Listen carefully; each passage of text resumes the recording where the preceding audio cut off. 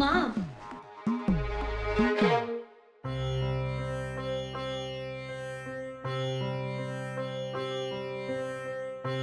আমি বলছিলাম কি নিশ্চয়ই কোনো চোখের ভুল হয়েছে।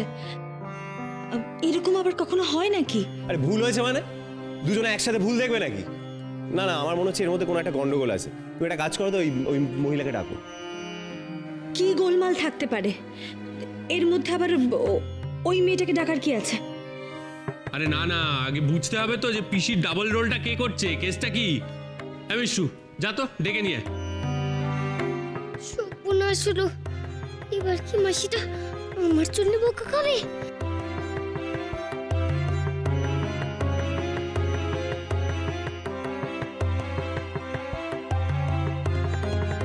ও কি গো, তোমরা আমার হা করে কি দেখছো আমার দিকে?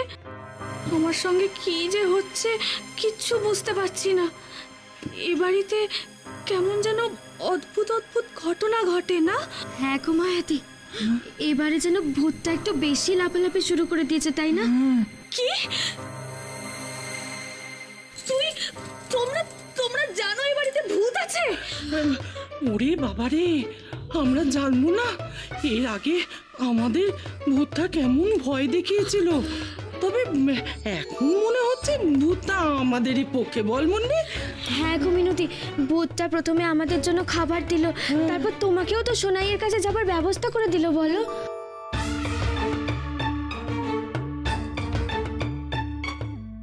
ঠিকই ঠিকই বলেছিস মুন্নি। ও মিনু, এখন আর ভূতটাকে ভয় পাবার কিছু নেই, আর ওই ভূতটা তোর কোনো ক্ষতি করতে পারবে না। শোন, তোর জন্য খাবার এনে রেখেছি, খাবি? আয় আয়। কি জানো মায়াদি, আমার সোনাইটা ভালো থাকলেই না আমি নিশ্চিন্ত। ও বাবা, এসব তো ভালো ভালো খাবার গো। হ্যাঁ গো মিনতি, তাড়াতাড়ি খেয়ে ফেলো, কে কখন চলে আসবে। তাড়াতাড়ি তাড়াতাড়ি খা।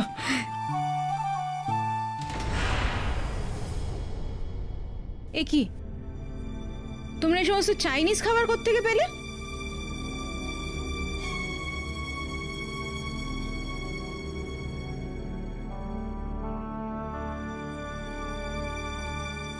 না আসলে আসলে কি, দিন দিন তোমাদের কাণ্ড কারখানা না অদ্ভুত হয়ে উঠছে।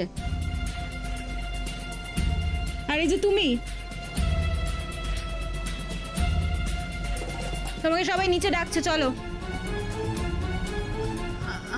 আমাকে? হ্যাঁ তোমাকে।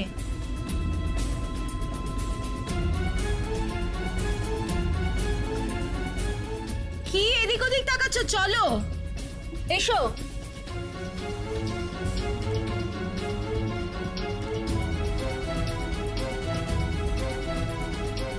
মুন্নি মুন্নি, চল আমরাও যাই। কেন ডেকেছে কে জানে, মিনুকে একা ছাড়া ঠিক হবে না। চল চল আমরাও যাই। হয় চলো।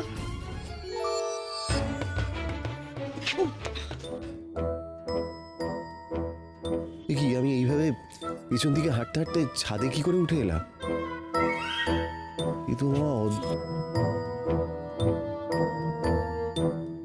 কি সুধা, তুমি এখানে?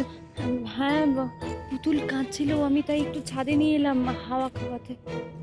আমি অনেক ম্যাজিক করেছি গো বাবাই, তোমার আর মায়ের ভাব কাটানোর জন্য। কিন্তু তুমি এইভাবে সেজে গুজে ছাদে, মানে কেন বাবাই, আমার মাকে সুন্দর লাগছে না?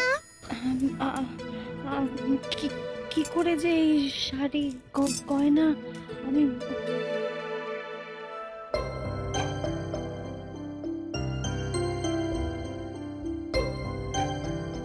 তোমায় খুব সুন্দর লাগছে সুধা।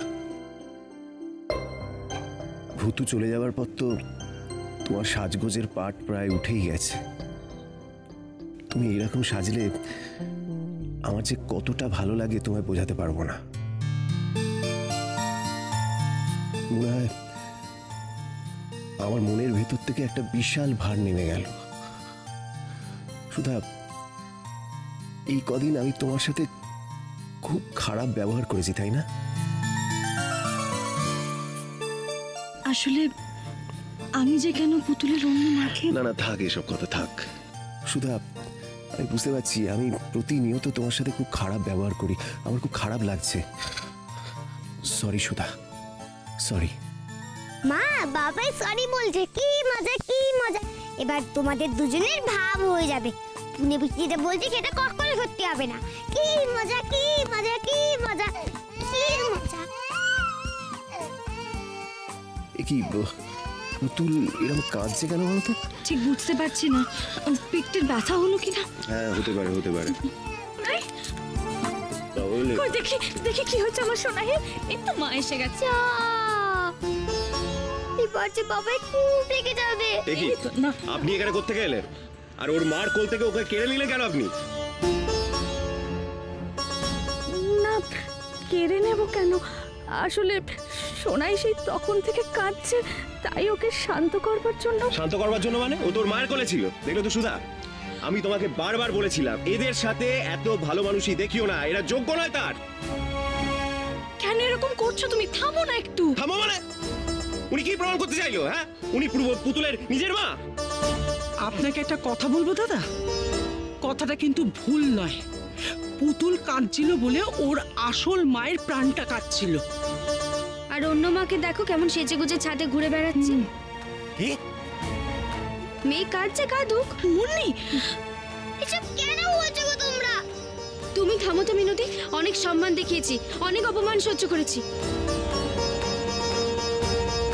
আর কেন চুপ করে থাকবো? হ্যাঁ, নারীর টানটা তো আজকেই বোঝা গেল। আচ্ছা আপনি বলুন তো, জন্ম না দিলে মা হওয়া যায়? চুপ করুন! যত বড় মুখ নয় তত বড় কথা। চুপ করো না তুমি। তুমি কেন এত লেগে যাচ্ছ? ও ও ও ও- ও তো ঠিকই বলেছে। পুতুলের আসল মা তো ওই। আমি যেমনি ভূতুকে জন্ম দিয়েছি। কি বলছো তুমি? এই তোমার আস্পর্ধায় ওদের এত সাহস বেড়েছে। এবার থেকে সব কিছু অন্যরকম হোগা সুধা। আগে আগে দেখো হোতা হ্যায় ক্যা। কাল কেটে না তুমি কুমির বাড়িতে ঢুকিয়েছো। এই একটা কথা কান খুলে শুনে নিন, আপনি পুতুলের কেউ নয়। পুতুলের আইনত বাবা মা আমরা আইনত ওকে দত্তক নিয়েছি। এই ওকে ছাড়ুন, ওকে ছাড়ুন, ছাড়ুন ওকে, ছাড়ুন।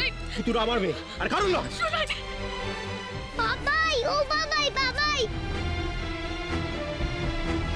কেন আমি মায়ের বাবাইয়ে ভাব করতে পারলাম না?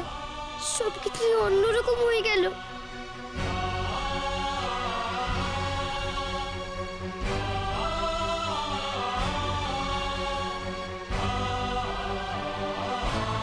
বৌদি, বৌদি, বৌদি কোথায় তুমি? বৌদি, বৌদি। ও বাবাই, কোথায় যাচ্ছ? তো রেখে যেও না। ও বাবাই, আরে দাঁড়াও না বাবাই। বৌদি কোথায়? কি হলো মেজো খোকা, এত চেঁচাচ্ছিস কেন? এই তো বৌদি, বৌদি সব কিছু ভুলে গিয়ে আমার একটা কথা তোমায় আজকে রাখতে হবে। দেখো দেখো, পুতুল কোত্থেকে এসছে, কে তাকে জন্ম দিয়েছে আমি জানতে চাই না। তোমাকে আজ থেকে পুতুলের সব দায়িত্ব নিতে হবে। কি বলছো কি তুমি এসব? হ্যাঁ আমি যেটা বলছি ঠিকই বলছি। তুমি ওকে নিয়ে ওই ওই ওই লোকগুলোর হাতে ওকে তুলে দেবে, এটা আমি সহ্য করবো না, কখনো হতে দেবো না। বৌদি, বৌদি, বৌদি, বৌদি, তুমি আজ থেকে ওর সমস্ত দায়িত্ব নেবে। আমায় কথা দাও।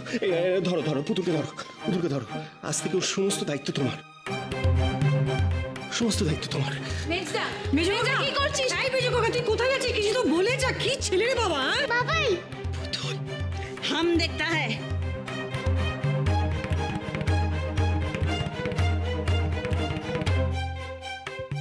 কি ব্যাপার সুধা? মেজো খোকা তো রাগারাগি করে চলে গেল কেন?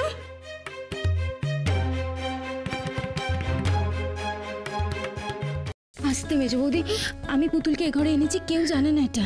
পুতুলকে এখানে কে আনলো? মিষ্টু লায়া। ছোট বোন যখন দাদাদের মুখের উপর কথা বলে তখন তাকে কি করতে হয়? বাড়ি থেকে বিদায় করে দিতে হয়। আমি ঠিক সেটাই করছি। কি বলছো কি তুমি এসব? তোমার কি মাথাটা খারাপ হয়ে যেটা গেছে? বলছি ঠিক বলছি আমি।